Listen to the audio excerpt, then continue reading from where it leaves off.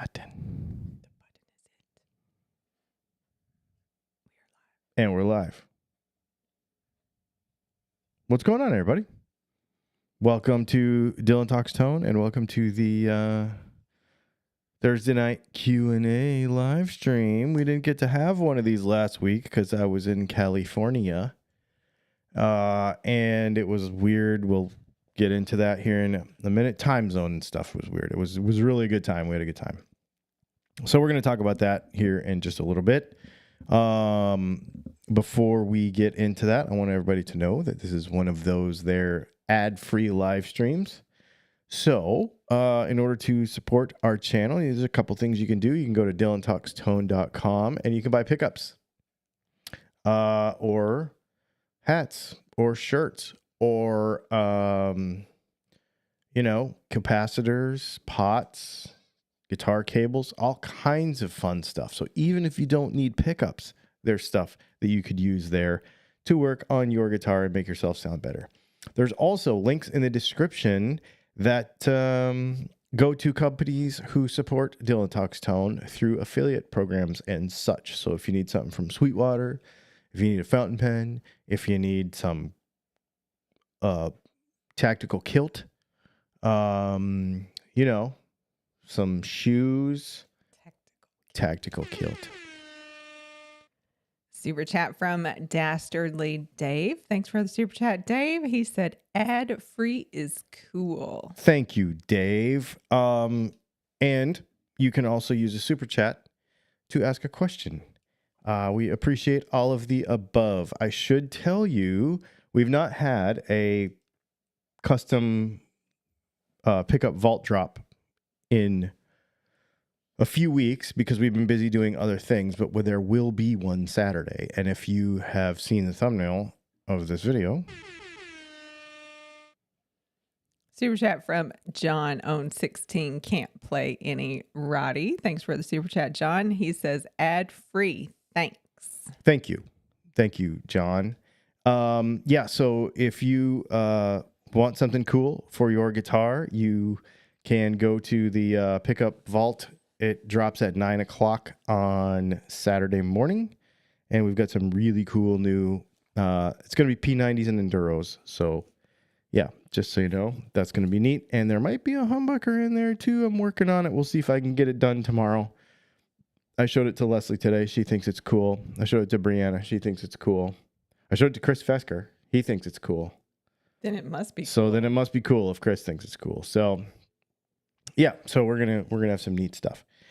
What we're going to talk about tonight is the things that I learned after doing a trade show for the first time the last time I exhibited at a trade show was 2015. Wow. 10 years ago. That's a long time ago. It is. Yeah. So, and just thinking about, and we've gone to trade shows between then and now. But I learned a lot about guitar culture, and something that has been very valuable to me over the last week or so since I was there, and thinking about and reflecting on like what we do here at Dylan Talks Tone. So we're gonna talk about that. We'll get into that as we get into some of our Patreon questions. If you have guitar questions, get over there in the chat, put a bunch of question marks in front of them, and that way Leslie can grab them so we can answer your questions tonight. If you want us to answer your question right away, use a super chat and we'll drop what we're doing, just like this. Oops, I didn't push the button. Super chat from Searching for Tone. Thank you for the super chat. He says, the loaded pick guard came today. Thanks. Now to throw it in. Oh, excellent. So that must have been... I'm trying to figure out who's who now. Yeah. That must have been a black one, maybe? Another super chat from Hat Mike. Thanks for the super chat, Mike. He said, nice to see you last week while you were in town. Sorry it was so brief. It's too bad I couldn't make it back on Friday. Yes, it was crazy too. I had You many. met him before, right? Oh yeah, That's yeah, how he yeah, got yeah, his yeah, name. Yeah, yeah. No, I didn't give him Hat Mike. Well, you don't I usually didn't give give out him the name, nicknames. but he has my Gibson G-hole guitar. Such a weird name. I wonder if he calls it that. He does because he had it with him. He's like, I don't know if you want to play the G-hole because I have it with me. Oh man. Yeah. So let's go ahead and go through some of these Patreon questions because there's only a few and they are sort of pertaining to some things that are going on right now that are sort of important to Dylan Talks Tone. So we will, because I did look at them. Okay. You just ready? Yeah, let's just do it and Okay. then we'll talk about them. Charles, thank you for sharing your evening with us. Thank you. Thanks as always, Charles. Jay, how much customization will we be able to request on the gassers? For instance, could one request the pinstripes but in a different color? I think that could be done.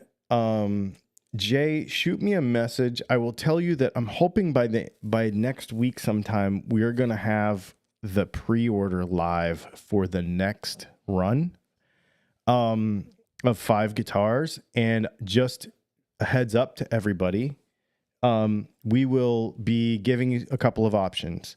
One, you'll be able to pick what color you want because there's the 3 colors that they available in. You will be able to pick P90 or humbucker, and of the humbuckers, then you'll be able to pick. Well, first of all, you'll be able to pick if you want one humbucker in the neck, one humbucker in the bridge. Somebody actually at the show is asking, could we have one with a neck humbucker only? And Matt's like, heck yeah, that would be so cool.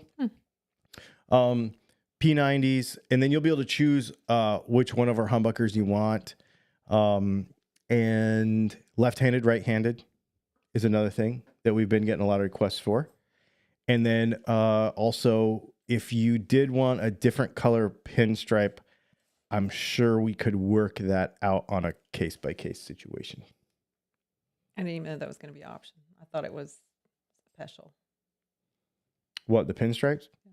So the pinstripes, the guys at Texas Toast say that they want to do one more run of the pinstripes because they think that more people are interested in these than we realize. And I agree. We will get to that when we start talking about what happened last weekend. Yeah, so we want to make sure that they are available. Okay. Yeah, for sure.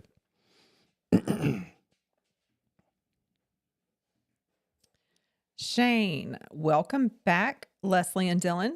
I see your signature has fretboard inlays where many Texas Toast guitars don't. Is there any practical advantage to not having inlays? I'm not thinking in terms of tone or aesthetics, but in guitar maintenance and durability. So honestly, it's really just an aesthetic choice. I almost said aesthetic. Like, isn't that when, like, people like are celibate for a million years or something? Isn't aesthetic? I think aesthetic with no th has something to do with like depriving yourself of something. Anyway, aesthetic would be visual, and it really is just that. The practical thing about fretboard inlays is that your guitar player who's playing with you knows where you are on the fretboard. But other than that, there's really no difference. I personally like no fretboard inlays, or I like blocks. Like really fancy or none. I don't like dots. So it was just kind of my choice. Like, what do we want to do with these? So we put dots where we put blocks. And I also know that blocks are pretty popular. And I know it's a way to class up a guitar that make it look really nice. Bind the neck, do glow in the dark side dots, and do blocks, pearloid blocks. So it was just something that made sense to make this guitar kind of next level. But there's really no practical one way or the other with it. The next one says off topic, and I don't know what that is. Are they out of? Oh, that's off topic hour. Is that Yeah, off yeah, topic? yeah, that's off topic down there. Okay, So that was it. Oh, I thought you had something that was prompting. No, that was really it. I was just thinking about. So as y'all are asking these questions, I learned a bunch of stuff, and you can get in the comments here and let me know what you think about this stuff as I tell you. But kind of some things I learned over the weekend. One is people in person. So we might get a certain impression through comment sections on the internet, for example, that maybe like nice guitars, nobody's buying them, or that there's just not such a market, or that I don't know. But what I'll tell you is, even if people are not, and something that guitar players do, it really drives me insane, is if they don't want something, they will talk crap about it on the internet. So like, if you are a Harley Benton guy and I play a Les Paul, you'll talk crap about my Les Paul. Not you. I'm just saying this happens. In real life, people don't do that. In real life, people will walk up to your table with your not actually very expensive guitar, in the grand scheme of things, and they'll go, dang, I can't afford that, but this is sick. I love it. And then proceed to tell you all the things that they think are cool. And it just really, being in a room with all of those people really gave me, it was nice to actually be in an actual room with people instead of just, I like talking to you guys on the internet, but when I get to be in a room with you, it's different, right? We get to like actually have conversations about this stuff. And so to be in a room with a bunch of people, I am very isolated. We are very isolated. I was telling Matt this last weekend that I get in this box where I'm like, well, that's the box. It's right over there, where I'm like in my shop making stuff and I don't think about anything else. And so to have conversations in real life with people and be like, oh, people like cool stuff still. Even if they can't afford it, they still like it. They think it's cool. No matter what the comment section on the internet says, people still think cool stuff is cool. And more people are willing to pay for cool stuff than you realize. And so it was just a really fun thing to get a lot of different perspectives from a lot of different people from a lot of different places all over the world. I'll tell you who was really interested in the stuff we were doing. The Japanese retailers. I didn't know they were there. So they came from NAM? They came from NAM. Some of them didn't even speak English. But we were able to communicate enough to be like, no, you're really doing something cool here. There was a lot of people from Europe. There was some people from Australia. There was people from all different cultures within the United States. Mm-hmm. And everybody was just like, what you're doing is really cool. And these guitars are and will be popular. One thing that Matt and Chris wouldn't probably say on their live stream tonight, because they won't toot their own horn, but what I will say is, after being in a room with a bunch of people with a bunch of fancy guitars that is really cool, and everybody there pretty much made really cool stuff for the most part, like I would own almost everything in that room, at least one thing from almost everybody in that room. Like everybody had at least something cool that I would think would be cool enough to have. Like there was a lot of neat stuff there. Matt and Chris's guitars from Texas Toast, the stuff that I had there, is the most marketable, market-ready product. As in, it's awesome.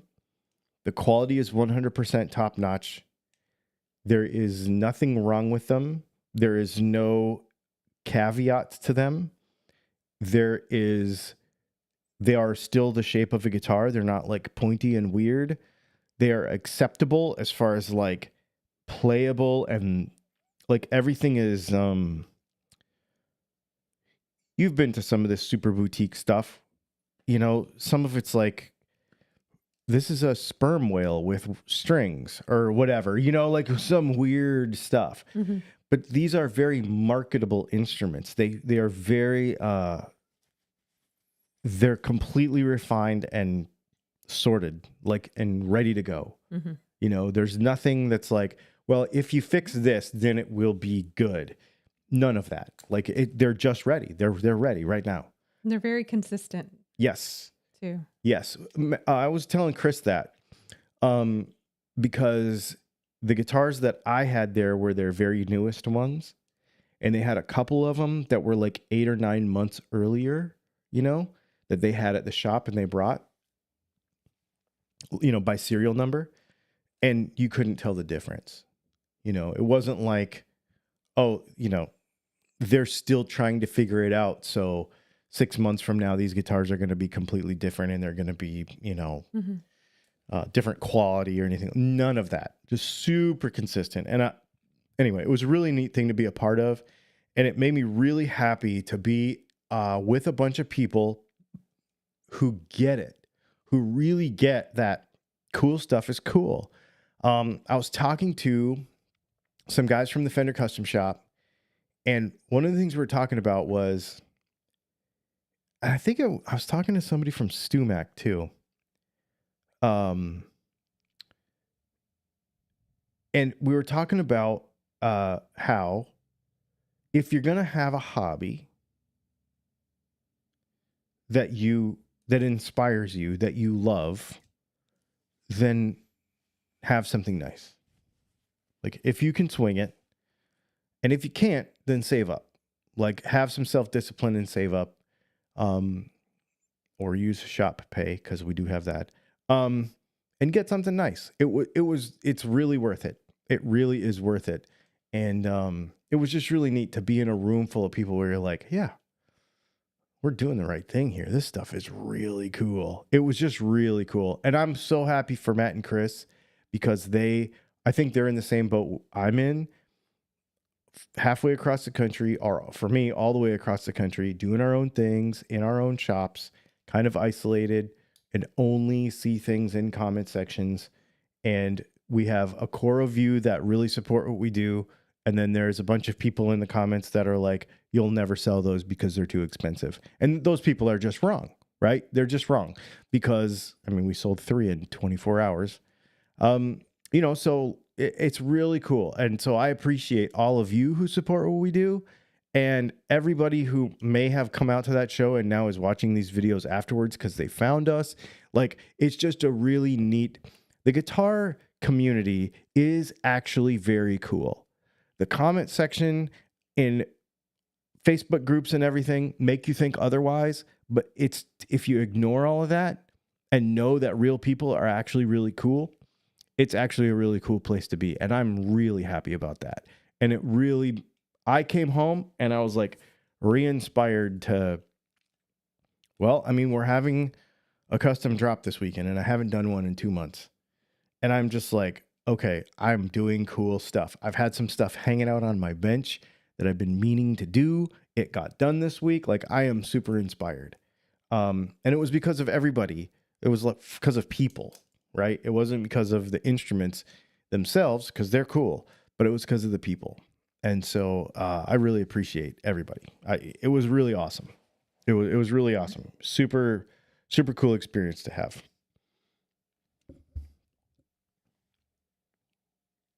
You want to...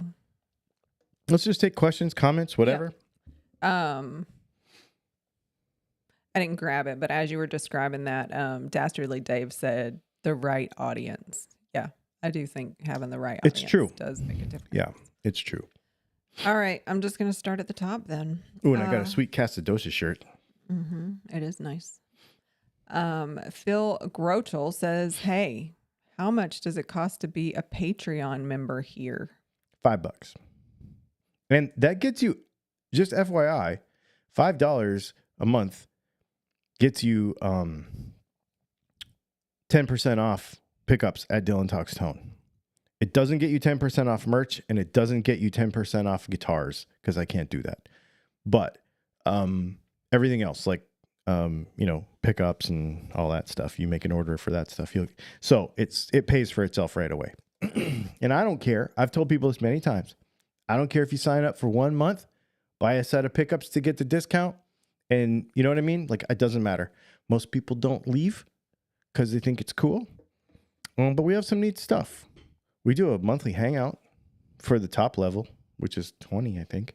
Mm-hmm. Super cool. Get to hang out on Zoom, actually be friends. We do off-topic stuff. We do on-topic stuff. We just sit around and chat for a couple hours, fourth Monday of every month, and it's really awesome. And then the middle one gets to see the replay of that. They don't get to be a part of it, but they get to see the replay of that and some other stuff. There's a bunch of other little stuff there. But the 10% off thing, that actually makes it worth it in itself. All right. Someone's dad. Social media has broadly, but not totally, made trade shows obsolete. Josh Scott made that pretty clear last year interviewing the CEO of NAMM. I disagree. I did agree for a while, but I disagree for all the reasons that I think I just articulated. And to speak on that a little bit more, I really think that the human side of anything that we do is the important side. I make awesome pickups. End of story. You don't even need to, we don't need to talk about that. Most pickup builders who make good stuff, there are some dorks out there, but most people do. Like, most of the people who have names that you know make great stuff. You don't need to worry about that. If you want them, you just buy them. What's the difference? The difference is the people. The difference is the connection. And sometimes, what I like about trade shows is that everybody's in the same place. That I get to hang out with. For me, it's not about selling stuff. For me, it's about who I got to talk to. I mean, I got to hang out with Abigail Ibarra for like a half an hour. And everybody's laughing because they're like, I got a selfie with Abigail Ibarra. And I'm like, I got her number. So, we're going to do some stuff together. So that's pretty neat. That would have never happened if it wasn't for a trade show. I mean, I have connections to her through other things, but the bottom line is those connections happen because you hang out in person, and you have to have those things. Yes, the trade show might not be as effective for the end user, for the consumer, but for the rest of the business, it's very important. In response to that, Curtis Chavez said, I think that people were just getting disillusioned because with a yearly show, very few things were actually new. Sure, there were new colors, etc., but nothing earth-shattering. And then he said, absence makes the heart grow fonder. Well, that's why I didn't do the NAMM show. That's why we did this other thing, because we wanted to be part of a different culture. Somebody was saying, we were talking about it. The NAMM show is a lot. This is what I can liken it to. The NAMM show is a lot like walking around Sam's Club with no shopping list. Okay? You walk in there and you just like start walking around and you're like, oh, what's over here? And you bump into people, and the entire time you're trying to dodge the people who want nothing but free samples, just like the NAMM show, and you just kind of end up just wandering. There's no like focus to it. And I don't know, did I see that? I'm not sure if I saw that. Wait a minute, where are we? Dang it, how did I end up in the woodwind section? Like the entire time, it's just like that. This was totally focused. There was no synthesizers, there was no woodwinds, there was no drums. It was just wood, wire, and volts. Just guitars, pickups, pedals, amps, like legit stuff. And it was curated. And not only that, it was people who got along. Like, I made a lot of friends with a lot of other builders. Not to sell them pickups. I did not sell one pickup the entire weekend. It was not about that. It was about hanging out in a room with a bunch of people that I consider people that I look up to, right? You only can get faster on your motorbike if you ride with people that are faster than you. So who am I going to hang out with? Curtis Novak, right? I'm going to hang out with these other people because it makes me better. And they were thinking the same thing. Like we were all feeding off of each other in a positive way. So yeah, I think it's awesome. I'm going to skip down here. We'll display this one because Doc Siltonen is celebrating 28 months of membership. Dang. And he said, I've been saying it all along. The stuff you and Texas Toast Guitars are doing is world class and has been for quite some time. It's still great to see the recognition come from your peers. Cheers. Yeah, that's another thing. Thank you. Thank you very much, Dawn. That's another thing that Matt and Chris wouldn't talk about. But it happened to them the entire weekend where other builders, almost all of the builders in that place are like, oh yeah, I watch your YouTube channel and I've gotten this and that and this and that tip from you and your finishing stuff and paint stuff and this and that. And yeah, the Built Guitars guys came up to me and they're like, oh yeah, we like keep your channel on like they just play videos in the shop. And then Dave Brown from the Fender Custom Shop and Dennis Galuska come up and they're talking to me. And he's like, first of all, I don't know that he recognized who I was. I don't think he actually knew that I was Dylan Talks Tone.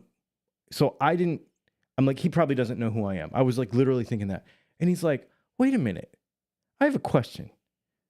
He's like, why did you do all those videos in a motorhome? And I'm like, he knows who I am. That's it was really funny. Wait a minute. And they said the same thing. We're like, we watch all your stuff, man. And so to get that kind of respect from people that you really respect, like I really respect those guys. That's funny. Oh my gosh, to hang out with them was super fun. Super chat from Joey Dano Guitars. Thanks, Doug. He said, it's called networking. It's saddening that these merchandise shows are dying out. Used to love to go to different ones from all types of manufacturing. Yeah, me too. I still like going to them. We're going to go to a fountain pen show in April. We're going to go to the knife show and blade show in June. We're going to go to,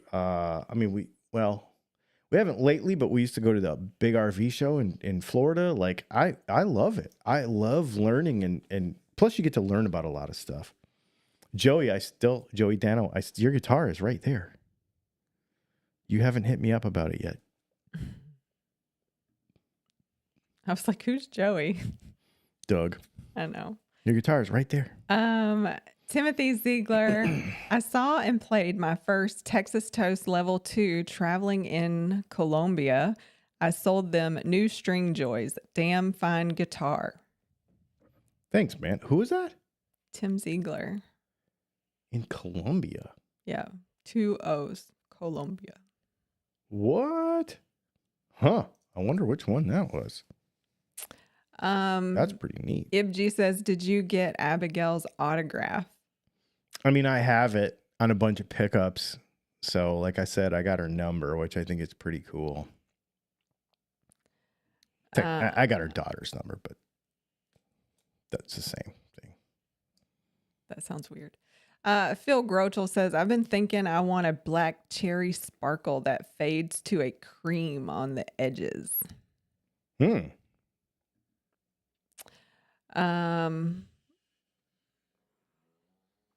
Can they hear that? That's so funny. I know. He's like over here moaning and groaning. Yeah. Like, Someone's dad said ascetics, I don't know how you say that word, are people who live a life of sparse needs only, a bit like a hermit. Yes. Aesthetic is how something feels based on its appearance. Thank you. I knew there was something about that. I could not remember what the actual definition was. So thank you. And then BC Rich 581 said, ascetic guitar, 1 string, no frets with a loose tuner, denial and pain in all your playing. Denial and pain. Yeah, because it's supposed to be like intentionally like painful, right? Like that's the whole concept of that lifestyle. Yeah. Curtis Chavez said, since I started guitar in classical style under a strict teacher, I never developed a habit of looking at the fingerboard. Other players ask me why I never look at the fingerboard when I play. That is part of that discipline, right? That style that's part of that discipline. Charles Davis, hello, Leslie and Dylan. Dylan, I have an acoustic guitar with the 12th and 13th fret on the high E string that are dead notes. The frets are level. What else should I check? Check if it's 12 and the 13th, that's probably right about where it joins the body. So your frets may be level if you rocker them, but check them with a longer straight edge, because what can happen is where it joins the body, depending on how the tail of the neck is done over the top. There may not be on an acoustic. Sometimes you'll make some fall away of a couple of thousandths of an inch per fret. And maybe you've got a little hump in there that you're not seeing as you fret rocker it. You might need to look past those frets. Dog Dr. Tim said, I'm in the box on my motorcycle and while fly fishing cleanses the mind. Amen to that. Jose Daniel Zamora P says the Japanese have an appreciation for art totally different from the rest of the world. It is not a coincidence. Every artist loves playing there. Yeah. So the high-end guitar market is massive in Japan. And when I say high-end, I'm talking 15 grand, 20 grand, 30 grand, like all those crazy guitars that you see at Fender that are 40, 50,000 bucks. They're all going to other countries, and a lot of them are going to Japan. The high-end guitar market is massive there. And we see that too, because, we're into writing instruments, and the Japanese side of that is huge. $15,000, $20,000 fountain pens. You're like, oh my goodness. And an economical Japanese Maki fountain pen is $1,500, $2,000, $3,000. Their sense of art is amazing. Super chat from Kyle Ketchamonia. Thanks for the super chat, Kyle. He said, I have discovered putting a bridge pickup in the neck position. I'm convinced you make the best pickups in the world. I own 4 Dylan pickups. Thanks, man. Thank you, Kyle. I appreciate that. In the world. In the world. Gotta say it like... That's one of Dylan's favorite things to say. In the world. Gotta say it like... what's his face? Jeremy Clarkson. Someone's dad just took the back plate of my ODR1 to flip the bass cut switch. The back plate is steel and the circuit board is held in with bolts. Seriously bulletproof pedal. They are. John owns 16, can't play any Roddy. Dylan and Leslie, I ordered my first Texas Toast Guitar Challenger. Metal flake finish with Dylan Talks Tone Super 8s. I listen to metal music. Good choice, or should I have picked a different pickup? Nope, that's the one I would have chose. Soil Sample. Hello, That's all. a great name. Short That's a band name. versus long trem block. Which has more perceived arm resistance, if either? I don't know that it matters, because that's not where your leverage point is. Well, hang on.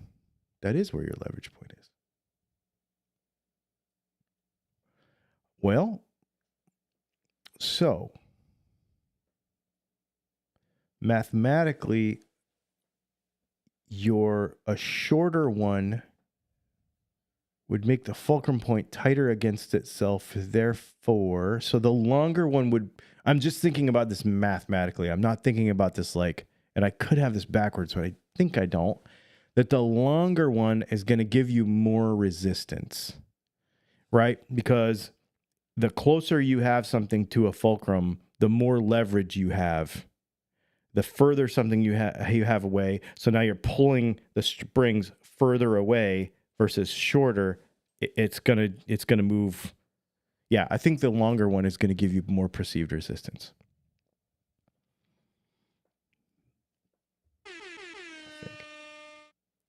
Super chat from Lithium Man. Thank you for the super chat. He said, what are your thoughts on piezo systems? And have you ever considered making or installing one? I have never thought about making one because that is a technology that there's a whole nother science to that I'm not going to say I understand. It has to do with magic crystals. And I just don't get how they work. Are you serious? Yes. So piezo crystals are basically, they are a crystal that when vibrated, generate electricity at a particular frequency. Technically, all crystals vibrate energy. Right. I know. But like, we're not getting full on Sedona, Arizona here, but this is like really like, and so the people that really understand. Where do they come from? I don't know. Probably Sedona, Arizona. I'm just kidding. I don't know. I don't know how it all works, but I do need to research this. Yes. Fascinating. Yeah. Piezo crystals. It's Piezo. I don't know how they work exactly. I think they're awesome. I'd like to put them in a guitar. That would be neat. Obviously, I have them in acoustic guitars. But I've never had one in an electric guitar. I've played them in electric guitars, and I think they're cool. You know, like some of the PRSs and stuff that come with them, they're neat. I personally don't have a need for them because I would rather just play an acoustic guitar, which is what you're trying to do with those, is like you're trying to simulate an acoustic tone. But yeah, I think they're neat. I have no reason to develop them. What I say about acoustic stuff is people like Cole Clark and LR Baggs have that junk sorted out, and I don't think there's any reason for me to venture down that road. I'm going to stick with doing what I know how to do.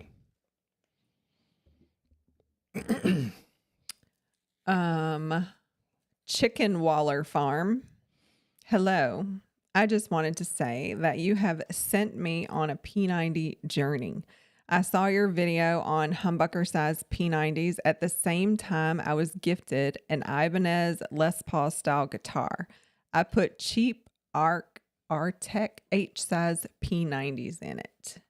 Now I'm in the process of trading into a Squier Paranormal Stratosonic, and I will be purchasing P90s from you very soon. Dude, wait till you put them in that guitar. That is so cool. That is one of the coolest guitars made in the last 5 years, in my opinion. Dom D said, I would have ordered one, but I failed at not buying any guitars this year, at least until March. I bought 3 this month, shaking my head, which means he did it in like the last 2 weeks, because I feel like I know that didn't happen last time we talked. I know. Miss a week and he buys 3 guitars. I know. That's pretty cool, though. I've got a black one left and a gold one left. Dom? Just telling you. Jay Valente, speaking of Patreon, I figured out my issue. Credit card expired and Patreon never bugged me to fix it. Now. Yeah, so he missed the monthly hangout. Aww. He was hoping to be at the monthly hangout and he missed it and he didn't know why. Because You don't get any kind of thing about that? Like, I don't get any kind of when their credit card goes bad. When they quit on purpose, I get a thing. Because it gives you a little exit, like, you know, Dylan sucked, so I quit sort of email. does it say that? Does it say I mean, why? yeah, they can put whatever they want. So, yeah. All right. Dom D said, NAM is like going to SHOT. It's filled with people that aren't dealers, getting in the way of manufacturers from interacting with the business selling their merch. Yeah, I really would like to go to SHOT Show. I wanted to go to SHOT Show, but obviously it was happening at the same time as all this other stuff. And the same thing is, you're right, with NAMM, but that's the other thing I liked about this show was, honestly, most of the work we got done was after hours. So after NAMM, we had a little place we could hang out. After this show, we could hang out, and this is where I ended up meeting up with the guys from Casino. We ended up doing a bunch of stuff. It was really good. Like, most of the work we got done was like at 9:00 at night, most of the important stuff. So yeah, it was good. Important when it comes to the business side. Like, meeting people was fun all day, but the business stuff we got done later. Dog Dr. Tim said, why has the gold gasser not sold? If I was in the market, it would be mine. It's right there. Literally right there. Right there. T-Bone. Hey, Dylan and Leslie. Dylan, what is your take on the new Fender Standard series? I think it's silly. It seems like a $200 guitar costing $600. I think it's the opposite. Allegedly, they're made in the Cortec factory in Indonesia, so they're probably very good. What I think is happening, and I don't want to get into a political conversation on this. We don't talk politics here, but what I really think, and this is legitimately what I think is happening, is I think that because of what's going on in the world right now, made in Mexico guitars are going to probably end up in a different price bracket.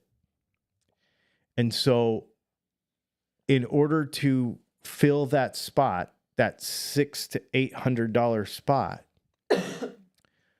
that made in Mexico guitars once held, and maybe it's not just what's going on right now, but just it's the gradual slide up of everything price-wise, that they're going to go ahead and start making that Fender, not Squire brand somewhere else, so that they can keep the Fender brand affordable. So I think that's what's happening. I don't think they're trying to pull any wool over anybody's eyes. I don't think it's something. I think it is an economic decision that they have to make based on the way money is trading in the world right now. I think that's what's happening, which it's fine. Everybody's got to make those decisions. In the knife world, I'll give you an example. So K-Bar, which they make the USMC Marine fighting knife, they make that in the United States, but they were making a bunch of stuff in China. But because a bunch of stuff changed, they moved all of their Chinese manufacturing to Taiwan, because Taiwan is in a different position related to the United States, but it also made those knives more expensive. So I think there's just a lot of shifting around right now of a lot of things. So you're going to start to see, I think they're not the only brand that's going to shift around what and where stuff comes from, and what and where those price points are. I think and maybe in a year or so, that'll sort of level out, but I think you're going to see some of that right now. That's my guess. Super chat from Kyle Ketchamonia. Thank you, Kyle. He said, I'm assuming dad, was shocked at how good my Japanese Granada SG sounds with your DAF. Shocked. DAF in bridge and Enduro in neck. Very balanced. Oh, that's cool, man. That's a neat combination, actually. And before we leave, he also left a comment right before that. I own one Japanese guitar, a Granada SG. I got lucky and my stepdad gave me. The guitar went on a mission before me. That's neat. All right. Back to the top. Joey Dano Guitar says, I'm hoping I'm going to be coming up that way shortly. If not, I'll definitely be there in May. Okay, cool. Because I have another guitar for you too. Because I still have your telly here. I'm just trying to get you to buy this guitar, but then I do have your telly. Butch Landry, which one of the first 5 Texas Toast guitar / Dylan guitars would you consider your signature model?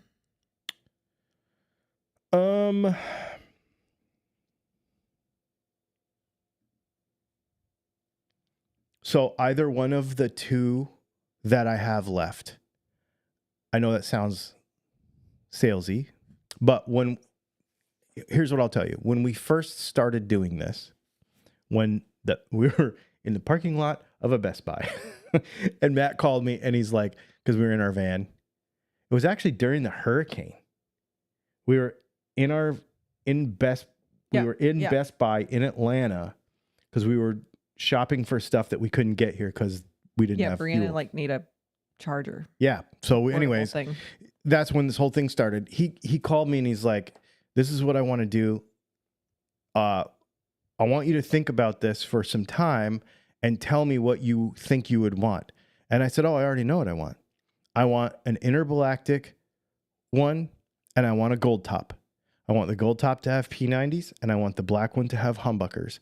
And I want them to have glow-in-the-dark side dots. I want them to have blocks, and I want them to have pinstripes. And it happened like in 5 minutes. Some other stuff took longer to develop, like all the etching and the various, we really developed them out and made them really nice, but those were the things that happened. So to answer your question, it's this guitar right here, because my dream is to have a real gold top, like a 57 gold top. So Texas Toast guitars, this to me is it, because this one is also P90s. Obviously, that's going to be my choice. So this guitar would be the one that I would say. But then the other one that I have still that is not sold is the black one with humbuckers. The Pelham blue one, or we're calling it Bluebird, actually, after a desert racing or a Bonneville Salts racing car. That was kind of an afterthought. Chris called me and he's like, what if we did a blue one? And I'm like, heck yeah, let's do a blue one. I love that color because that's my other favorite color for this style of guitar. And so it was sort of an afterthought. But this one and the black one with humbuckers. So I don't know. That's a long way of saying this one right here. If I was going to keep any of them, which I'm not, this is the one right here.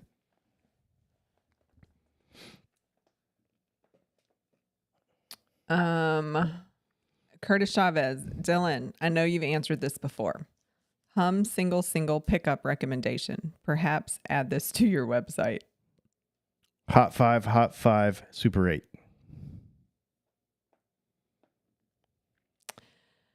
Dog Dr. Tim, there are some outrageous, crazy guitarists in Japan. Are you familiar with the Wagaki band? No, I'm not. Chickenwaller Farm, will you ever do an in-person pickup winding boot camp? I would pay for that. We've done about 70 people so far. And Chris and Matt were just talking about this last weekend.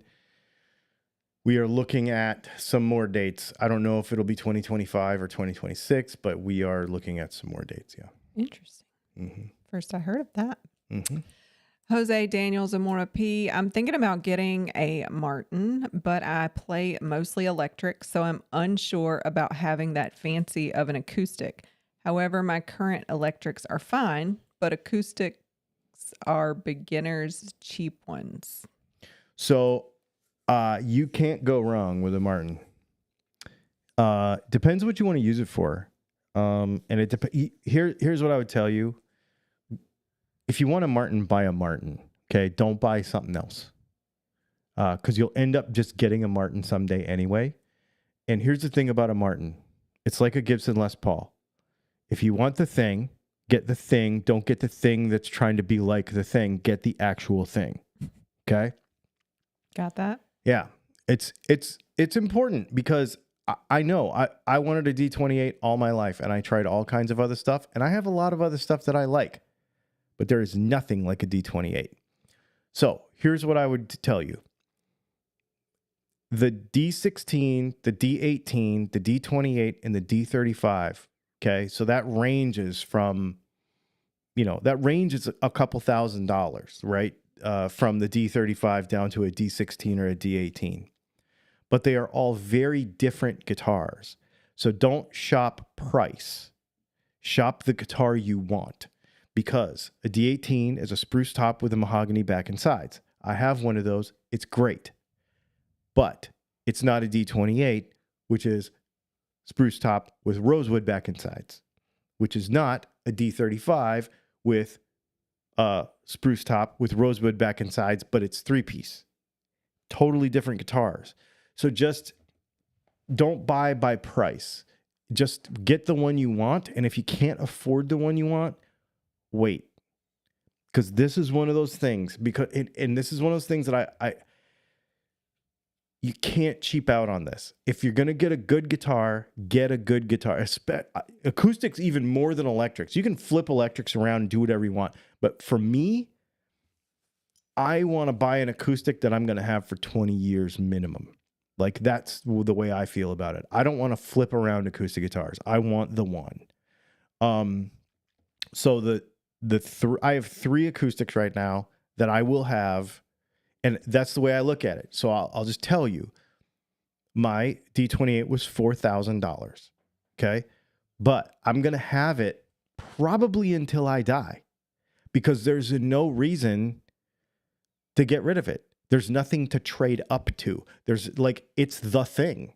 So I don't have any reason to get rid of it. So if you amortize that out for the rest of your lifetime, $4,000 doesn't seem like a whole lot. So just get the one you want. So go play them. That's the number one thing. Also, Martin has a bunch of this and that series and modern this and that and whatever. Just get the regular one. And, don't get the upscale one with the carbon fiber, whatever and all. Just get the regular D28, HD28, D18, D35, HD35, whatever.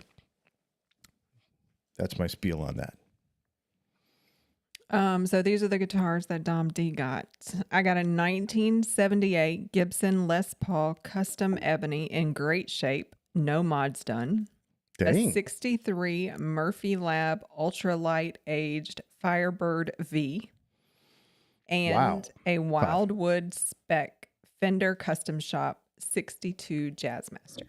Dude, you got some nice guitars. Yeah. So this thing won't even be scratching the surface. I'm just saying.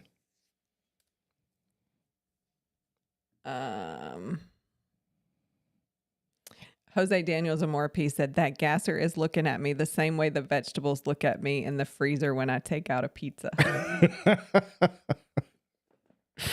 Yep. Phil Grochel, I'm thinking about getting a Texas Toast Guitars Icon.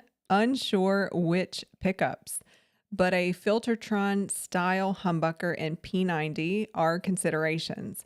I like the Gretsch sound, but I want clean lows and mids. Country and rockabilly are my jams. Any recommendations? Well, first of all, Texas Toast American Icon only comes with a neck pickup. There's no bridge pickup. Okay. So if you've ever seen one with 2 pickups in it, that's because that's one of their class guitars. That is not an American Icon. So they don't make, it only has one.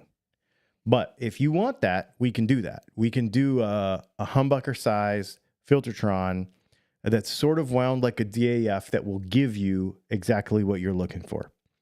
That low output clarity of a Filtertron, but more.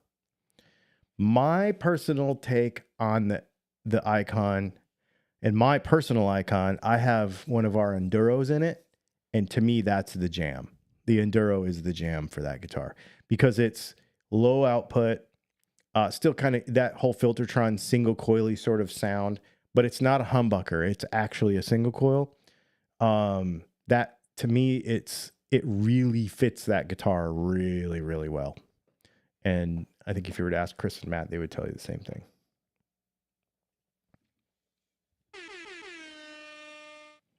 Super chat from Kyle Ketchamonia. Thanks, Kyle. He said, I had a Gibson Hummingbird. It felt too ornate. I was scared to play it.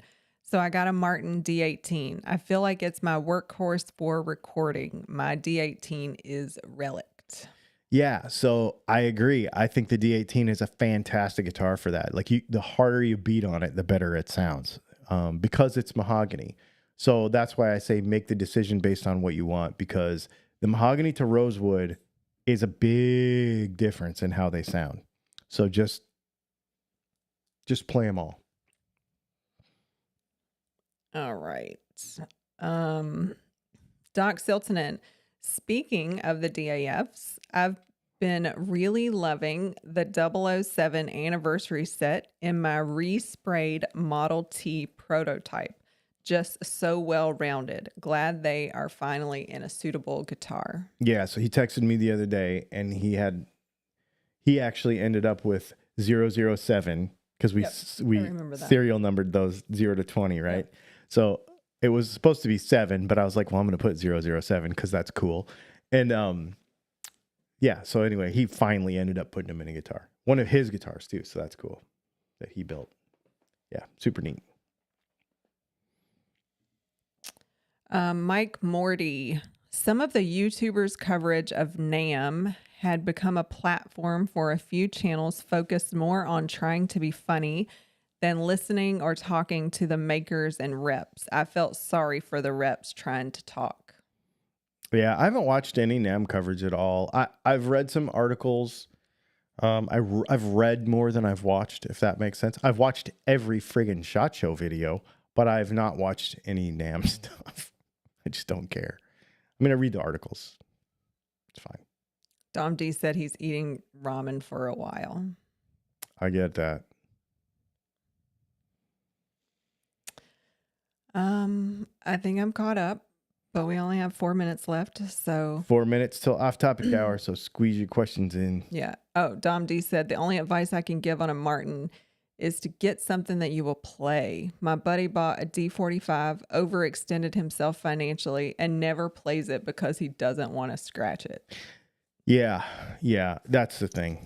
I don't want to scratch my D28. Like I don't really want to beat it up, but I also want to play it. So I don't know that I don't know. I don't want to bang it. Like guitars are weird like this for me. Because people ask me that about relicking stuff and whatever. If I wear a hole in it playing it, that doesn't bother me. But I don't want to bang it against a table or a chair or something, right? Like I don't want to bang it against a chair arm and have a dumb dent in it for no reason. Like, so I don't want to beat the guitar up unless it's being used. I want it to have used marks, not like negligence marks, if that makes sense. Super chat from Lithium Man. Thank you for the super chat. He said, wouldn't your Slash Thruxton pickups be more hard rock driven than your Super 8? Or is that just a misconception I have about Slash? Yeah, I think so. I think you are right about yourself. I think that, you know, all a Slash pickup is an 8.2K. So it's a little hotter than a PAF. Alnico 2 humbucker. So it's sort of basically just an Alnico 2 T-top is what all it really is. It's not a high output thing. But that being said, our Super 8s are not high output either because they're a PAF wind with an Alnico 8 magnet. I think they have more definition on the top. I like that. I think they bite a little more. Yeah.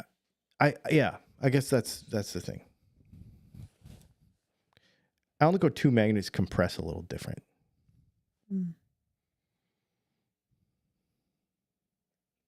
Todd Malvon. Oh. Hey, Todd. That I was like, wait, I know that name. Yeah, we haven't seen him around in a while. What's up, dude? Todd Malvano said worn sound holes have a special tone to them. Exactly. That's what I'm saying. Like, wear a hole in the pick guard, man. Don't like smack it against the table by accident. Chicken Waller Farm said, I live outside of Richmond and I'm trying to figure out how to tell Lindy that you are my new pickup guy now. You don't have to tell him. He doesn't know who I am anyway. That is funny. Yeah, we have a friend that always wears a hole in a guitar. Yeah. In about 4 or 5 years. Wild. He bought a brand new Cole Clark about probably 4 years ago. It's already got a hole in it. But he plays, 3 nights a week or whatever, and he plays hard. Mm-hmm. Yeah. All right. It's 9:00. All right. It's off topic hour. So that means that you can ask any question you want as long as it doesn't have to do with guitars. If you want to ask a guitar question after 9:00, it has to be in a super chat. If your guitar question is not in a super chat, we will ignore it until next week. You have to come back next week and ask. We do this to just get to know you and hang out because, like you have already seen, we care about the people more than anything. So I feel it's the best way. So we do have one. You can ask, if you're a Patreon member or a YouTube member, you can ask questions ahead of time. Those are the ones that got featured on the screen. And you can also ask off-topic questions to do the same. All right. Before I do the first one, if Dog Dr. Tim is here, I want him to say that he's still here. Yes. Dog Dr. Tim, if you're still here, please shout out in the comments. All right. Jay, for off topic, I noticed you have some ink, meaning tattoos. Just curious who your artist was. And do you have any special ones that have a special meaning? And he's asking both of us, Dylan and Leslie. Well, I don't get tattoos if they don't have a special meaning. So all of them do. Yeah, none of our artists have special meaning to us. Yeah, I don't have an artist that has a special meaning to me, no, but I do have, all of them do. I have a lot of them. You only see a couple, but I have a bunch. Yeah, so I have a bunch, and some of them mean more than others. I'm trying to think. I have one. I was just thinking, can I count how many artists I have? 3. I think I have 3 or 4. No, it would be Wayne. I think I have 4. Wayne, Wyland, and Doug. You only have 3? I think so. Oh. Because Wyland did this one. He did this one. He did this one. And then Doug did this one, and this one. And Wayne did this one. Yeah. This one's cool. So you'll see it in videos. I'll give you one story about one. How about that? This is, I used to be in the power sports industry, so I really care about motorbike stuff. This is actually a motorbike shock, like ripping through the skin. But honestly, kind of what's more special to me about this tattoo is the person who did it for me. So I guess in a way, if you have been around guitar Facebook for many, many years, because he and I have been kicked out of just about every guitar Facebook group on the builder side. There was a guy that used to be called, it used to be Painless Wayne Guitars, and it used to be Painless Wayne Skateboards. That's because he is a tattoo artist in Las Vegas, and he actually, his real job, his company is called Painless Tattoos in Las Vegas. And he's retired now. He doesn't tattoo anymore. His sons run his business for him. But probably the last year or so that he was working, I traded him for a set of pickups, and he did this for me. Mm-hmm. And he's old school Las Vegas. His dad's old school Las Vegas. He has a lot of stories that I won't tell here. But he's just a really cool guy to know. We have some of his art in the house too. We have some of his art on the wall. He's a fantastic artist, and I still keep up in touch with him. I talked to him last week. I still keep in touch with him. So that's kind of a cool story. It was one of those deals where we were in Las Vegas, and I was like, "Hey, I'm here. Can I have, Well, this was a travel one too. Yeah, I got this one done in Philadelphia. Because our artist moved to Philadelphia. Mm-hmm. So when we started We had the same artist for quite a few tattoos. Mm-hmm. And then you got one in Philly. Mm-hmm. Yep. So yeah, there's power outage. Yeah, the power went out. That's right. I forgot about that. Yeah, you were working. Mm-hmm. You got a couple special ones because they're like about the kids and stuff. I mean, all mine have meaning. Yeah. Yeah, that's right. That's what I mean. Mine do too. Yeah. Like, I don't want to get into all of them, but yeah. Yeah. I just thought that was a cool story to tell about that one. Cool. Because it relates to guitars too. Like, because he built some really neat guitars. If you've ever seen on my Facebook or in my past history of stuff, or you maybe have seen it around on the internet because it got pretty famous for a while. It was a completely hand painted Street Fighter 2 motif. Mm-hmm. And it had a humbucker, a single humbucker, and I made clear bobbins and we put LEDs in them and they scanned through all of the colors and it matched the guitar. It was really cool. And the dots on the fretboard lit up. And so I made those pickups. That's the only set of those I ever made with LEDs in them for that guitar. And then he did this tattoo for me and we collaborated on that.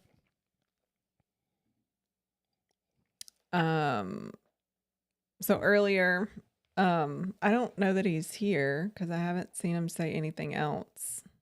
But earlier, Dog Dr. Tim said Zeba is really looking good.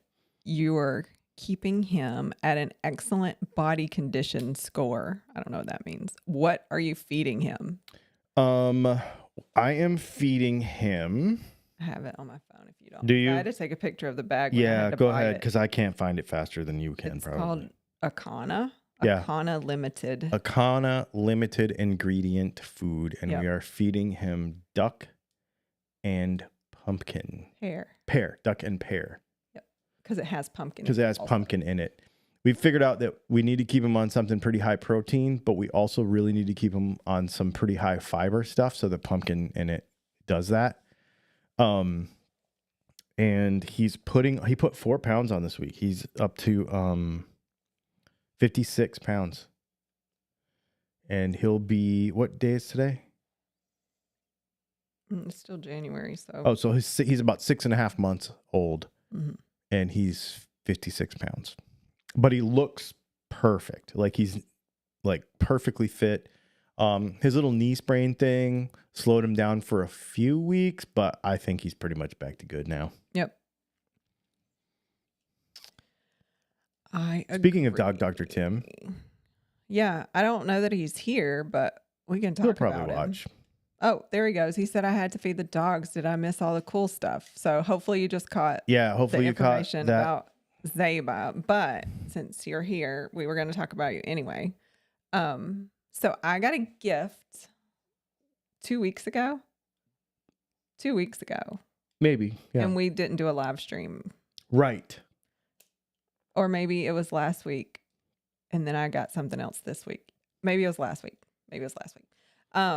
But I got a gift, from a company gift with a card that said he sends you stuff all the time. So it was my turn. Mm-hmm. So I got this notebook. Yeah, who is it by? It's Levenger. Levenger, yeah. This notebook and these custom discs that were bigger than the ones it came with. But Dr. Tim, I don't know. That was like the perfectest gift for me, probably. And I've already placed my own order and got other nerdy stuff. Dylan likes to pick on me for tabs. Yes. Tabs and dividers. Tabs. And I got paper to turn it into an actual planner. And then you have these nice nerdy folders with little pockets in them. But I love this thing. And then I used my little pen holder and stuck my little racing pen, whatever this thing is. In So this pen is actually light. This is a Pininfarina designed ballpoint pen. Yeah. Yeah, I got one of those too. I absolutely love this. It's a whole system, right? Yeah, Like I was like super stoked. I filled it up. it like got you all into a whole ecosystem I never even heard of it before. Yeah. And I was like, this is bad. yeah. Now they send me emails and I want all kind of things. Yeah. Stationery is always a good gift for Leslie because she likes sending cards and it happened to be pretty fountain pen friendly. Like the paper's really It is good. very, yeah. Because we use fountain pens mostly. So Yep. yeah, it's pretty good. So thank you. I really appreciate it. And it is being used. She's really been into it. Yeah. Yeah. And he loves to tease me about that. He was like, of course you got tabs. Yep. Oh, also in other off-topic news, people told me to buy a TS Prof sharpener. Ooh, I need to add that to my affiliate link page because I bought one. It is amazeballs. It is the best sharpener. Oh my God. I mean, it better be. It's freaking expensive. But I can give y'all a code for it. So if you want that, let me know. I can give you a code for that. But dude, yeah, because they like immediately they saw our YouTube channel and they signed me up for a affiliate thing too. So I didn't get a deal on it or anything. I just bought it because I wanted it. But so I got the Cadet Pro. I did not get the $800 one, but I got the Cadet Pro and it is phenomenal. And I also ordered, it should be here tomorrow. I ordered the attachment to make the clamps closer together so you can do like 1 inch and 2 inch blades. Cause I have, like the clamps that I have right now to do like a ProTech runt, it would be kind of hard because they're so wide. Mm-hmm. So there's like an attachment that you can get that where you can put the clamps closer together and do shorter blades. So yeah, super cool, man. Super cool. I'll be doing a video about it on our other channel. So, okay, not to jump around. Well, I am going to jump around. Let's see. Just to close out some topics we talked about. Yeah.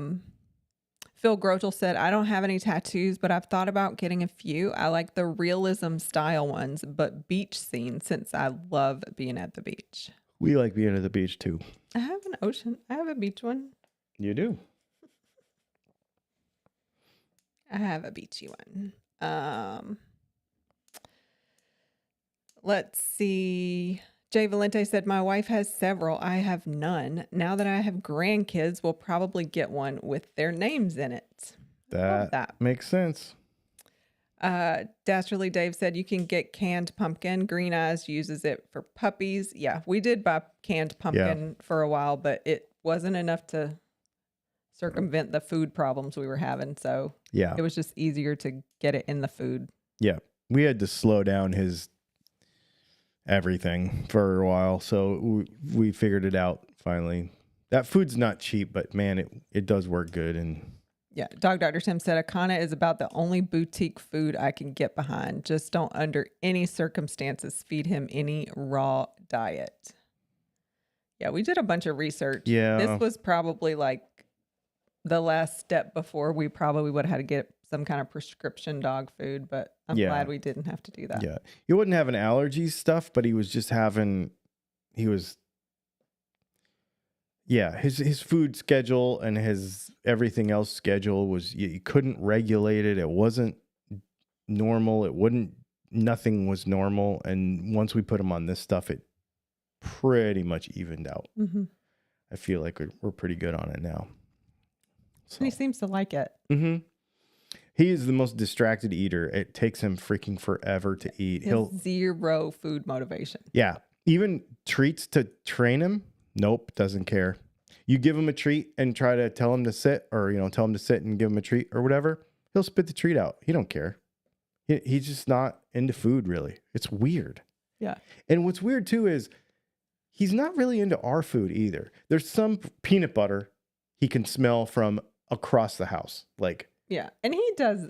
I mean, he's curious, but not because he wants it. He just, his nose works really good. Yeah. So when he smells something, he'll come over and check it out. He licks the air like a snake. It's hilarious. Smacks his tongue against his nose. And the other thing is he He loves drinks. So you can't leave your drink anywhere because he will lick the top of your Coke can, lick your water bottle, lick your anything. He licked a chocolate chip cookie today. Like, tried to. I mean, I got to him, but. Where was it? It was sitting on somewhere? my desk. Oh. Well, you know, he's getting tall enough now. You kind of have to. That's funny. Yeah. You kind of have to think about it a little bit more because he's getting very tall. He's getting tall. So. All right. Doc Stilton said, I have none, but I scheduled to get my first matching with my kids memorial for my wife, a Soviet cartoon character. I'll show you. He showed me. Called Chebaraska. Weird, but it has meaning. Yes. That's really sweet, Doc. If you remind me later, I will show you what he's getting because he showed me the last time we were on Zoom. Yeah, Jay, he sent that to Jay, and then Jay, because they're talking about grandkids, and I guess Jay says that's awesome, and why I asked. I never had an awesome reason to get one, but I love my grandkids and think of them all the time anyway, so why not a tattoo? Hey, I love it. That's cool. Yeah. I mean, my first tattoos were kid related. Mm-hmm. So, 2, 3, 4. 4 out of 6 are kid related. Mm-hmm. Yep. Anyway. All right. Let me see if I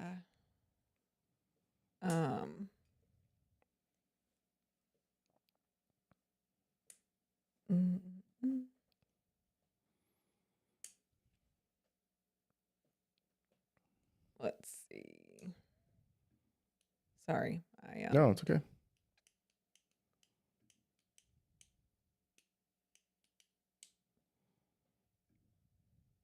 Grabbing some questions. Yeah, just as we talk, then I miss things. All right, I'm gonna go back. Tom F, how are you liking that new 226 you got? I took it to the range for the first time yesterday, and it is well, it's wildly different than anything I have. So the first mag was like the broadside of a barn, and then after that, I'm fine with it. It's really neat.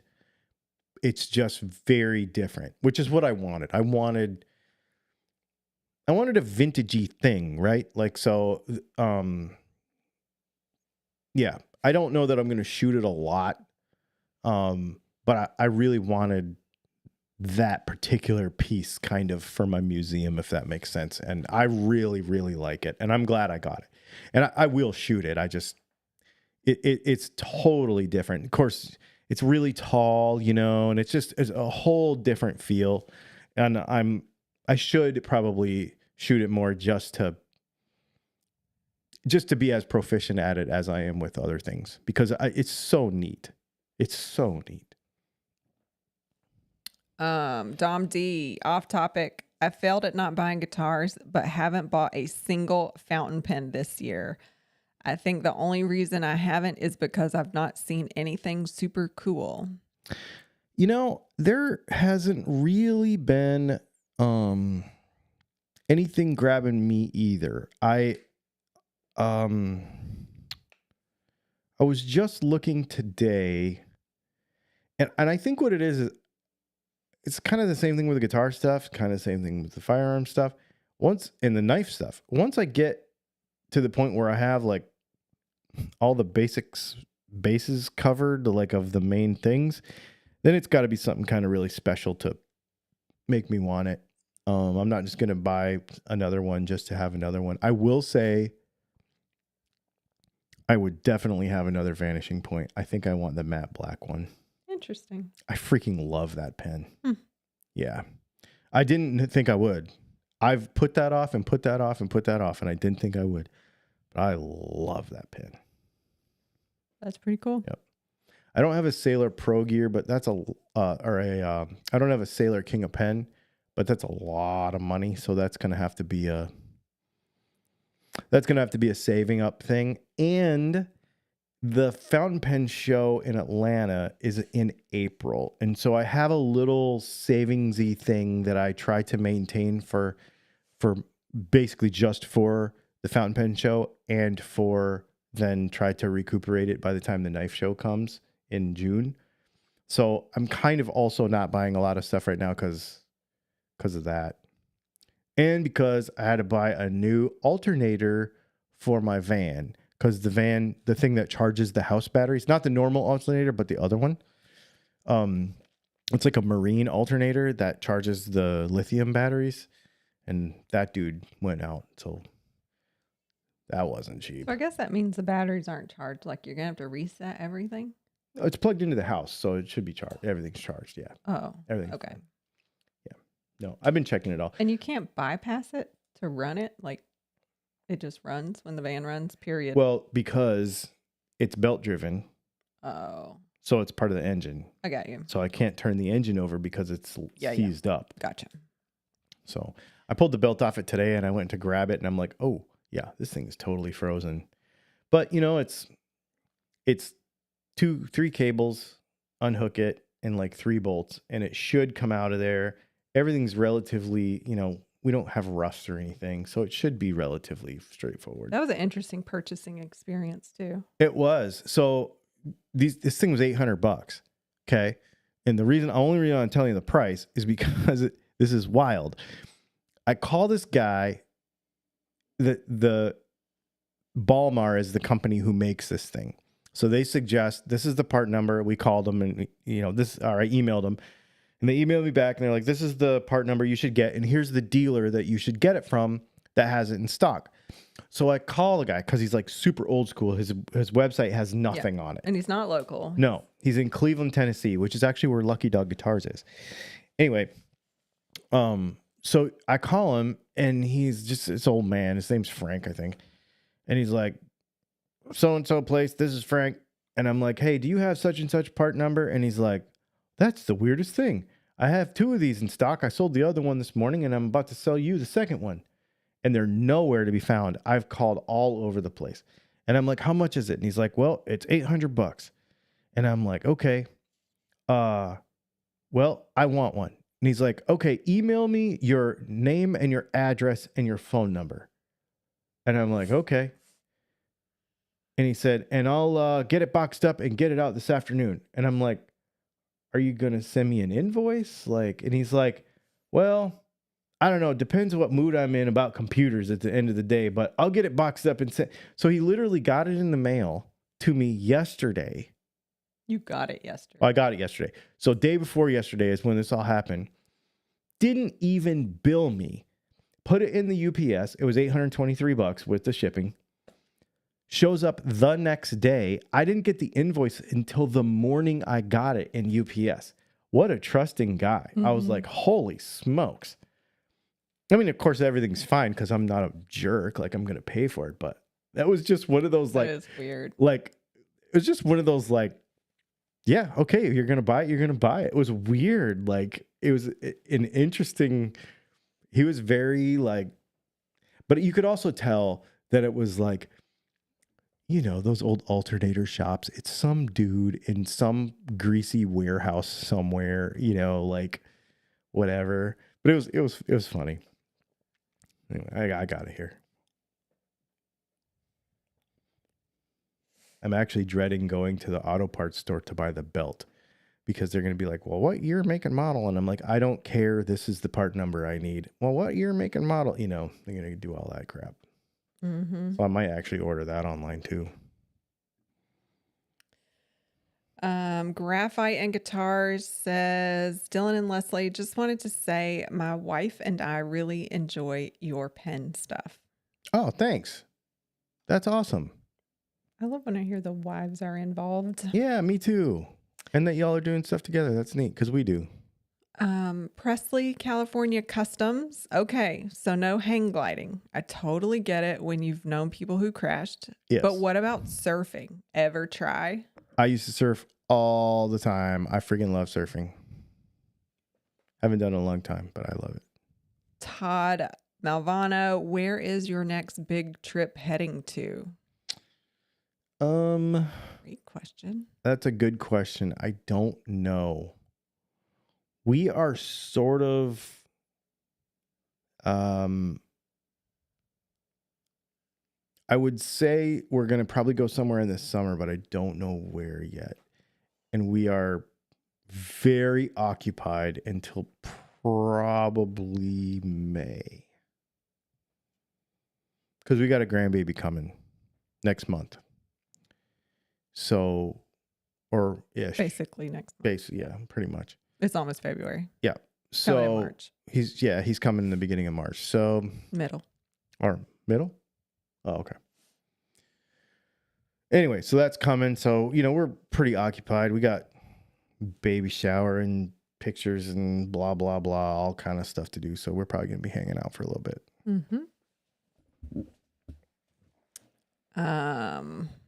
Chicken Waller Farm says, I've been a historical carpenter for over 25 years.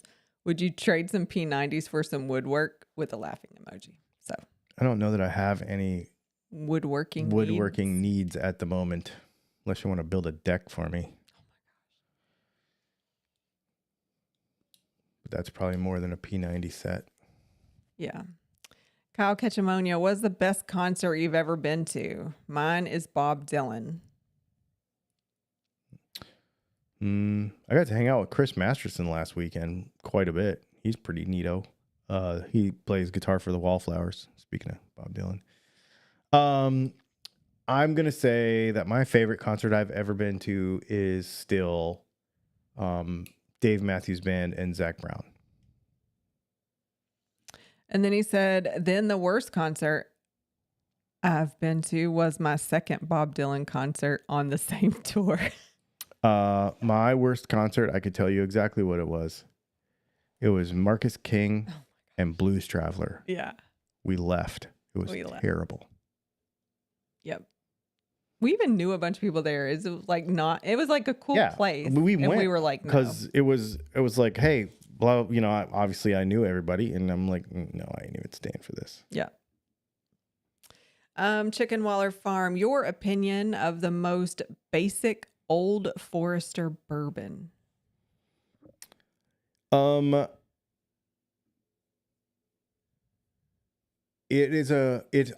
I had a bottle of that probably a year ago, and I don't mind it. Obviously the 1794 or whatever it's called is better, but I mean, that's one of those bourbons where I'll have it around, and if my friends are over, we're playing poker and we want bourbon, I don't mind drinking it, but I'm not gonna I don't think it's special to me or anything. I'm not gonna go out of my way to get it, but it's something that I would have around. And hey guys, you want a hit of this stuff?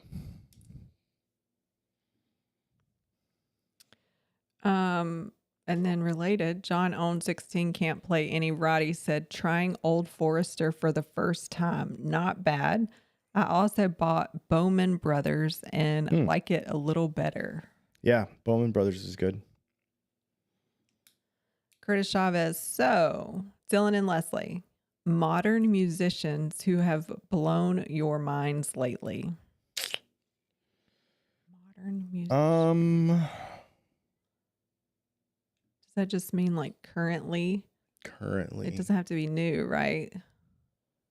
What was the last thing me and you watched together that was like, dang, this is so cool? I don't know. The first thing that came to mind when I read that was like Pink is my age. Yeah. And she's doing friggin' all her own stunts and somersaults and sings at her concerts. Pink is unbelievable. Yeah, for sure. Pink is unbelievable. Yeah. I mean, that blows my mind every time I see it. Very good. I'm like, how does she do that? She is very good. I don't know.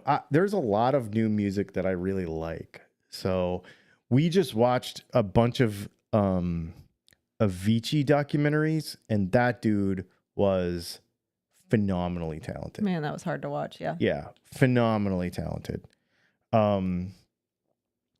So that's probably been on my mind a bunch. We watched. I I don't know. And there's a lot of people that nobody's ever heard of either too. Like, just on YouTube and stuff. So I don't really, but famous people, I can't really think of very many. Mind blown. Yeah, I don't know. The Avicii thing was really like emotional for me because I really love electronic music. And I also, just that whole story is important to me personally. So that one was really, whew. Yeah. Is that a new one? Yeah.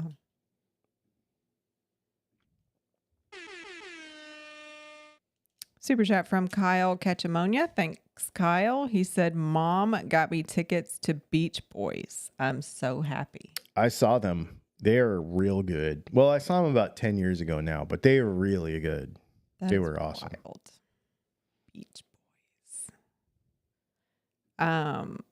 Remember I told you I really want to see somebody in the Sphere.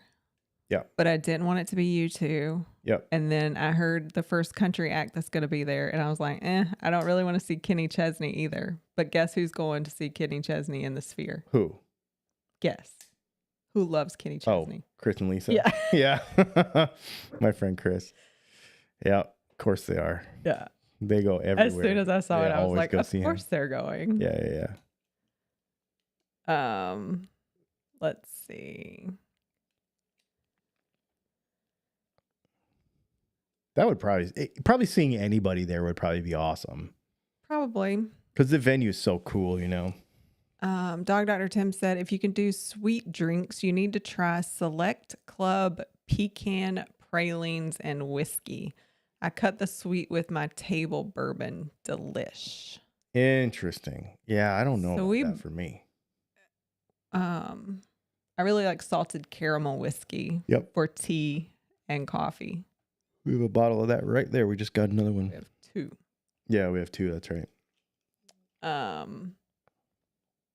I've never heard of pecan praline. Hayden Kane. I don't know if this was his best or worst. He said mine was Motley Crue. I saw Motley Crue when Vince Neil was actually still pretty good, but not like obviously back in the day. And then I saw Mick Mars was playing guitar for some other band and it was terrible and I left. I can't remember who it was. No. Phil Grochel said, I saw the Beach Boys in the late 90s with Brian Wilson. Awesome show. Yeah, I saw them with Jeff Beck. Dom D said, I saw Dead and Company at the Sphere. It was a great experience. Oh, you would. Speaking of getting poked in the eye with a sharp stick, and a band that I would not want to see at the Sphere. I don't care where. I can't stand anything Grateful Dead related at all whatsoever. Or Pahish. Graphat and Guitar said, best show I've ever seen was The Singer from Zebra with a full orchestra performing the music of Led Zeppelin. All of Page's solos were played on electric violin. That chick blew my mind. So that's really neat. Anything orchestrated, I think would be really cool. Tom D said, for reference, I can't stand the Dead. I can't stand them at all. Well, good. He didn't offend you then. Ugh. Doc Stilton said, Blackberry Smoke puts on a good show. Yeah, you know those guys, don't you? I do. And I have other friends. I have friends that live close to us that like really want to go see them. And I think they actually went to see them a couple of weeks ago. And they're like, you should go next time. And I do want to go, but I just haven't gotten around to it. Speaking of which, whatever happened to Deb? Is she not online? I've not seen her in a long time. Unfollow us? I've not seen her in a long time. Me either. Anyway. No idea. That's how I know them. I know. That's what made me think of it. Yeah. Oh, Dom D said, I only went because a vendor had an extra ticket. Yeah, I mean, I'll always take a free ticket, except for Grateful Dead stuff. But other than that, I'll always take a free ticket. But he got to go in the Sphere. I mean, that's a thing. That's true, too. And it probably is a cool experience, even if you don't like the music. So That would be a cool experience. I'll place tell for you. that. So You wouldn't have to do acid. True. I've gone to, my fair share of stuff for free because of what I do. And I have been, most of the time I've wanted to be there, right? But there's a couple of shows that I have gotten free tickets to, or like somehow, gotten hooked up somehow. I mean, like, whatever. And like maybe I've even given them away and stuff like that. But so if we're talking about the best show that I didn't mean to go to, I had a friend that worked for a radio station in Flagstaff, Arizona. This was even before I was back in the music business. And she gave me a set of tickets to Jason Mraz. Mm-hmm. And I didn't even know who he was at the time. Mm. And I went and I'm like life changed. That dude is so good. And live is not like his records. It's an entirely different thing. He is so good. So good. We've seen him here. Mm-hmm. We've seen him here. Yep. Oh yeah, we saw him at the same place we saw. Yeah, that's right. He's so good, man. Yep. I forgot we saw him here. Kyle Ketchamonia said, I saw AC/DC, but my dad was so drunk I couldn't enjoy the show. Dom D said he was sufficiently drunk. We saw ZZ Top and Kid Rock once. And we had the kids with us. And we left because, I mean, ZZ Top was great. Kid Rock was freaking fantastic. This is before, this is like pre-political Kid Rock, if that makes sense. Long time ago. This is a long time ago. But he was awesome. He could play every instrument on the stage. He could use the turntables. He could do everything. He's very talented. And then ZZ Top started playing, and it was awesome. But the people that were there were so dumb and drunk, and it was like a bunch of moms who never leave the house. Just drunk middle-aged moms are the worst. So we left. So speaking of talented people playing instruments that we've seen, and they're touring again, 9 Inch Nails. Oh, really? Yeah, their tour just released, by the way. I'd go do that again. Hopefully it won't be raining and freezing. I don't think it was freezing. It was definitely cold, raining. Though. Was it cold? Yeah, it was cold. We saw there's 9 not Inch many Nails people and I would Soundgarden in the rain. Stand in the rain for, but let's see. People are still talking about their shows. John Own 16 can't play any Roddy. I saw Mammoth as a warm-up and as a headliner. Wow. Wolfgang puts on a good show. Always love seeing Iron Maiden. That dude can play. Curtis Chavez says, I got to see Jennifer Batten and Robin Ford in separate clinics. They were both great people, and they melted faces. I'd like to see Nuno Bettencourt live. The extreme guitar player. I think he's really talented. Dom D said, the best concert I didn't know I was going to until the last minute because friends had an extra ticket was Emerson, Lake, and Palmer. Oh, wow. Crazy good and entertaining. Wow, that's wild. Phil Grotel said, worst show I ever saw was Alabama. Randy was so drunk, he didn't even show up until 40 minutes after the show started. Then he mumbled the words when he tried to sing.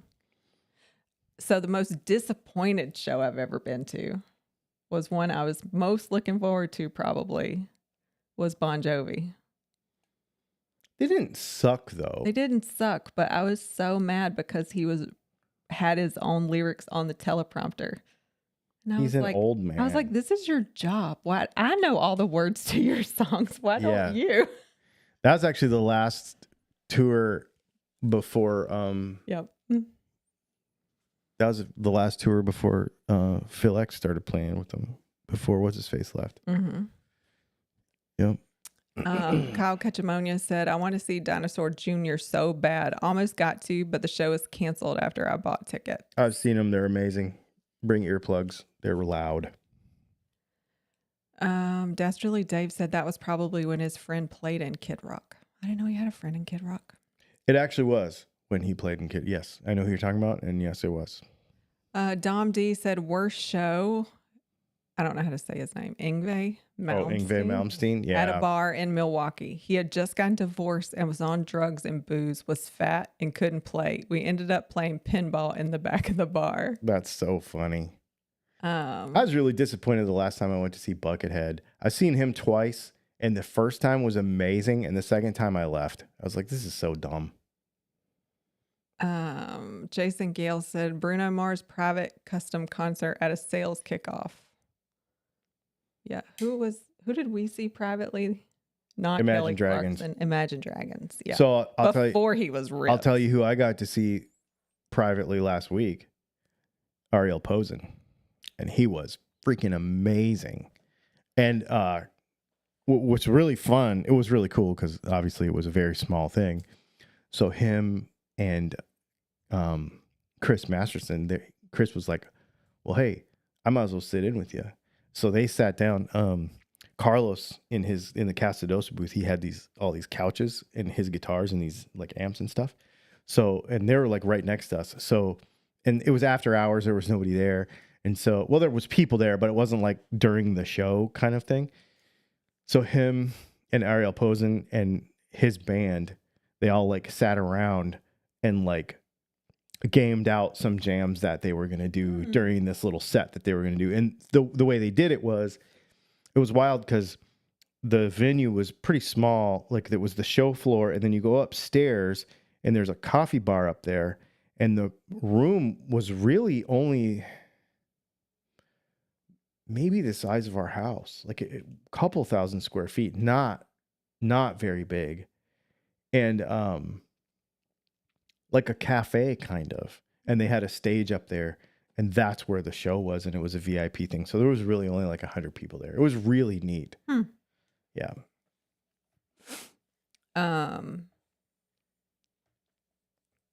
People really like this topic. Dom D said he saw Oasis back in the day and Liam didn't show up. Noel had to sing, and honestly, it was better.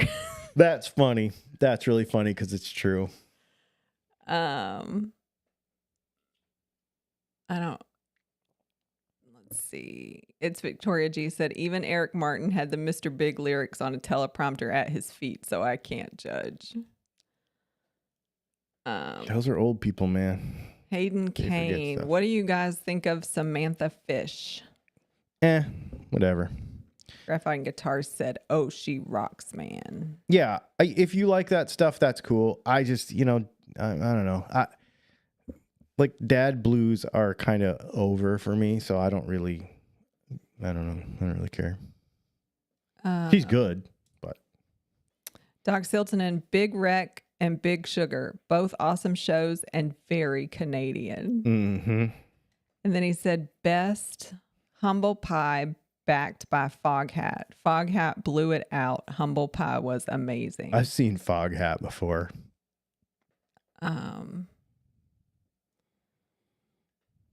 Let's see. Curtis Chavez, best show I saw on accident. Merle Haggard at a rodeo. Wow, what a show. Who have I seen at a rodeo? I saw Georgia Satellites at a rodeo. Oh my gosh. I actually did sound for them. That was awesome. Mm-hmm. Hayden Kane said, I'm from the Dinosaur Jr. area. They are loud. Yes, they are way loud. I love them, though. I've always been a fan ever since the beginning. Yep. Dastardly Dave said, Samantha Fish is cool. Saw her a long time ago. Still friends with her drummer. Oh, yeah. Tom F said, going to see Lynch Mob in a month. Looking forward to it. Cool. That's a cool topic. Yeah. 45 minutes later. Wow, no joke. That was, I mean, it just feels like it flew by. Yeah. Well, thanks everybody for coming and hanging out. Yep. I'm gonna probably shoot another video tomorrow. Cool. It's a bass setup video. Graphite and guitars. I need to see Willie before he passes. You check We've that out. seen him. He's awesome. Yep. Still awesome. Still awesome. Yep. Just that him and George Strait, man. And Carrie Underwood. And Carrie Underwood, but Willie Nelson and George Strait. Yeah. Oh, and Little Big Town. I don't care. But about nobody them. cares about. We showed up late for Little Big Town, which I was totally fine with, and heard the one song that anybody cares about by them, and then that was fine. I don't think anybody cares about it because they've overplayed it. Yeah. But and it sounded exactly like the record, so it didn't matter. But Willie Nelson I want to was like amazing. them though. I like the dynamics of their group. And she has great hair. But whatever. Yeah, I don't care. Oh, super chat.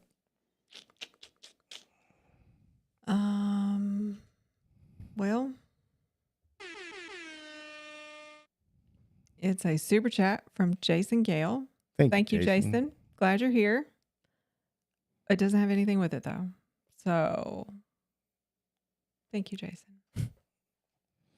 Cool, y'all. Well, I guess we will see you probably tomorrow and or Monday. Thanks for hanging out with us. Have a good night.